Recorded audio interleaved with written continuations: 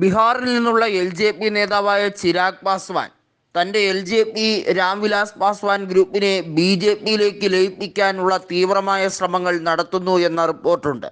അതിന് കാരണമാകുന്നത് ഐക്യജനതാദൾ ഒരിക്കലും LJPയെ പരിപൂർണമായി പിന്തുണയ്ക്കില്ല എന്നുള്ളത് കൃത്യമായി അറിയാവുന്നത് കൊണ്ട് തന്നെയാണ്.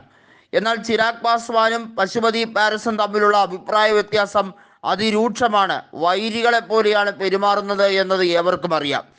ചിരാഗ് പാസ്വാൻ നരേന്ദ്രമോദിയുടെ ഫാനാണ് എന്ന രീതിയിലാണ് എല്ലാ തരത്തിലും പ്രചരണം നടത്തുന്നത്. എന്നാൽ ചിരാഗ് പാസ്വാനെതിരെ നിതീഷ് കുമാർ പല ഘട്ടങ്ങളിലും തിരിഞ്ഞു നിൽക്കുന്നുണ്ട്. അതുമാത്രമല്ല, LJPയെ നിയമസഭയിൽ കാലു കുത്തിക്കരുത് എന്ന രീതിയിലേക്കാണ് ചിരാഗ് പാസ്വാനെതിരെ നിതീഷ് കുമാർ നടന്നു നീങ്ങുന്നതും. ലോക്സഭാ തെരഞ്ഞെടുപ്പ് വരുമ്പോൾ LJPക്ക് നേട്ടം കൊയ്തെടുക്കാൻ കഴിയുന്നുണ്ടെങ്കിലും നിയമസഭാ തെരഞ്ഞെടുപ്പിലേക്ക് അത് കൺവേർട്ട് ചെയ്യാൻ കഴിയുന്നില്ല എന്നുള്ളത് വാസ്തവമാണ്.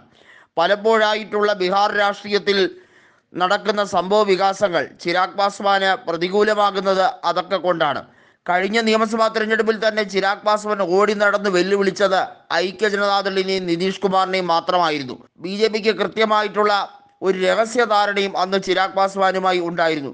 LJPയുമായി ഔദ്യോഗികമായി ഒരു സഖ്യമില്ലായിരുന്നു നിതീഷ് കുമാറിൻ്റെ പിടിവാശി കാരണം. അതുകൊണ്ട് തന്നെയായിരുന്നു നിതീഷ് കുമാറിനെ ശത്രുവായി പ്രഖ്യാപിച്ചുകൊണ്ട് JDU നേതാക്കളെ പരാജയപ്പെടുത്താൻ ചിരാഗ് പാസ്വാൻ ഓടി നടന്നത്.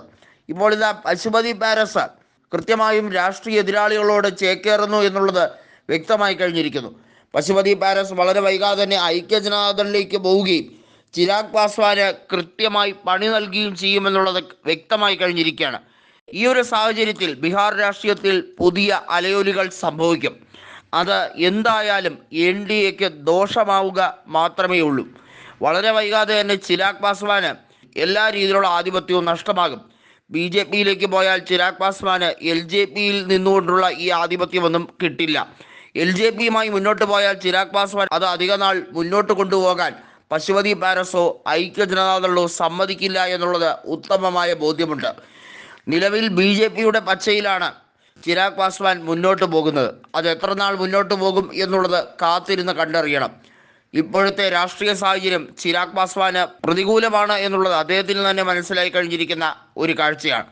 BJPയിലേക്ക് ലയിക്കണമോ വേണ്ടയോ എന്നുള്ള രാഷ്ട്രീയ ചർച്ചകൾ നടക്കുന്നു.